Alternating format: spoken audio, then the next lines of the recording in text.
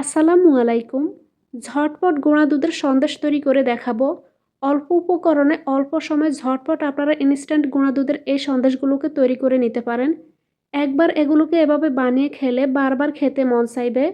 দোকান থেকে অনেক বেশি মজার করে কীভাবে আপনারা ঘরেই তৈরি করে নেবেন লোভনীয় স্বাদের এই গুঁড়া দুধের সন্দেশগুলোকে একেবারে সহজভাবে শেয়ার করেছি। গুঁড়া দুধের সন্দেশটাকে তৈরি করার জন্য এখানে চুলায় প্রথমে একটা কড়াই বসিয়ে দিয়ে দিলাম 3 টেবিল চামচ পরিমাণ ঘি। এবার ঘিটা গলে যাওয়া পর্যন্ত অপেক্ষা করব। এবার এখানে আমি দিয়ে দিব 2 কাপ পরিমাণ গুঁড়া দুধ। এবার ঘিয়ের সঙ্গে খুব ভালোভাবে মিশিয়ে নিব। চুলার আঁচটাকে মিডিয়াম টু লো হিটে রেখে এগুলোকে আমি কিছুক্ষণ ভেজে নিব। তো এখানে গুঁড়া দুধটাকে ভেজে নেওয়ার সময় অবশ্যই কিন্তু এখানে চুলার আঁচটাকে বাড়িয়ে রাখা যাবে না। মিডিয়াম টু লো আঁচে রেখে এখানে গুঁড়া দুধটাকে আমি প্রায় 4 থেকে 5 মিনিটের মতো ভেজে নিয়েছি।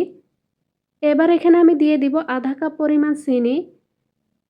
এবার এগুলোকে আমি মিশিয়ে নিব। যেহেতু গুঁড়া দুধের মধ্যে মিষ্টির ব্যালেন্সটা থাকে তাই এখানে আপনারা আপনাদের টেস্ট অনুযায়ী এখানে চিনিটাকে দিয়ে দিবেন। এগুলোকে মিশিয়ে নেওয়ার পর এবার এখানে আমি দিয়ে দিব লিকুইড দুধ। এখানে আমি আধা কাপের থেকে একটু বেশি পরিমাণে দুধ দিয়ে দিয়েছি। এবার এগুলোকে খুব ভালোভাবে মিশিয়ে নিব। চুলার আঁচটাকে এই পর্যায়ে আমি মিডিয়ামের কাছাকাছি রেখেছি। তো খুব ভালোভাবে মিশিয়ে এখানে এরকম একটি মিশ্রণ তৈরি করে নিব। যতক্ষণ না পর্যন্ত এখানে এই মিশ্রণটা কড়াই থেকে ছেড়ে না দিবে ততক্ষণ পর্যন্ত অনবরত নেড়েচেড়ে এগুলোকে রান্না করে নিতে হবে। তো দেখতেই পাচ্ছেন এখানে গুঁড়া দুধের সন্দেশ তৈরি করার জন্য মিশ্রণটা আস্তে আস্তে কিন্তু আমি রেডি করে নিচ্ছি।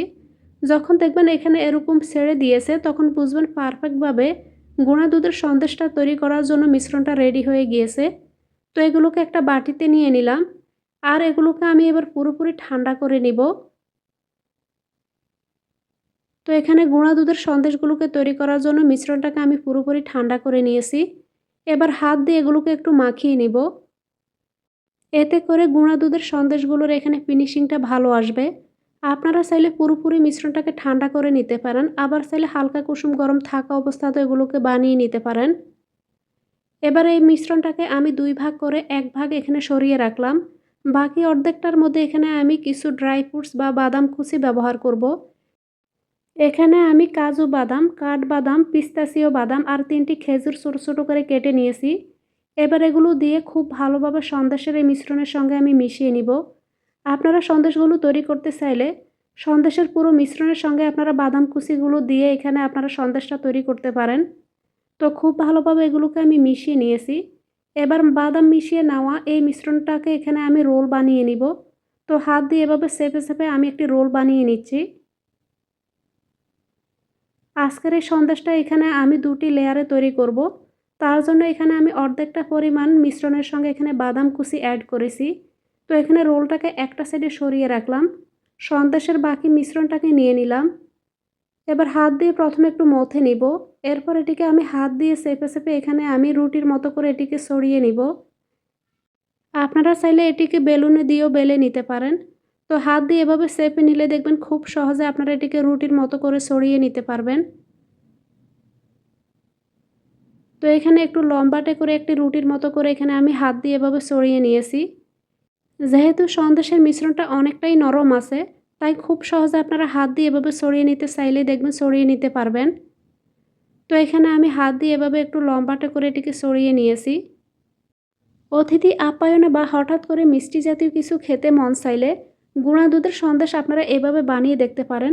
ইনস্ট্যান্ট গুঁড়া দুধের এই সন্দেশ রেসিপিটি দোকানের চাইতেও কিন্তু কোনো অংশে স্বাদে কম হবে না। অল্প উপকরণে খুব সহজে আপনারা এভাবে ঝটপট রেসিপিটি তৈরি করে নিতে পারবেন। তো এখানে বাদাম কুচি দিয়ে যে মিশ্রণটাকে রেডি করে রেখেছি, তো সেই রোলটাকে এখানে আমি একটা সাইডে দিয়ে দিয়েছি। এবার এটিকে আমি রোল করে নিব। কিছু অংশ রোল করে নেওয়ার পর সামনে থেকে এখানে বেকিং পেপারটাকে সরিয়ে নিব। এভাবে পুরো অংশটাকে এখানে আমি রোল করে নিয়েছি।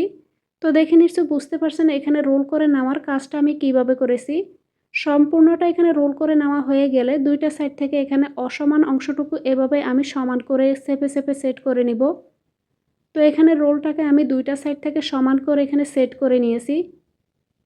হাতের কাছে বেকিং পেপার না থাকলে আপনারা প্লাস্টিকের পেপার দিয়েও এখানে এভাবে এটিকে রোল করে নিতে পারেন। তো খুব ভালোভাবে চেপে চেপে এটিকে আমি সমান করে সেট করে নিলাম।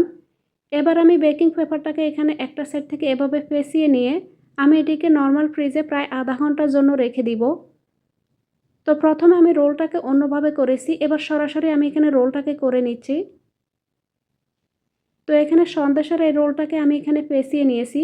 এবার প্রায় আধা ঘন্টার জন্য এটিকে আমি ফ্রিজে রেখে দিব। এতে করে সন্দেশটা পুরোপুরিভাবে খুব সুন্দর মতো সেট হয়ে যাবে। তো এখানে আমি এগুলোকে ফ্রিজ থেকে বের করে নিয়েছি। এবার আমি সন্দেশগুলোকে কেটে দেখাবো যে কতটা পারফেক্ট হয়েছে। এবার গুঁড়া দুধের এই সন্দেশের রোলটাকে এখানে আমি বেকিং পেপার থেকে বের করে নিচ্ছি। এতক্ষণে এখানে গুঁড়া দুধের সন্দেশটা খুব সুন্দর মতো সেট হয়ে গিয়েছে।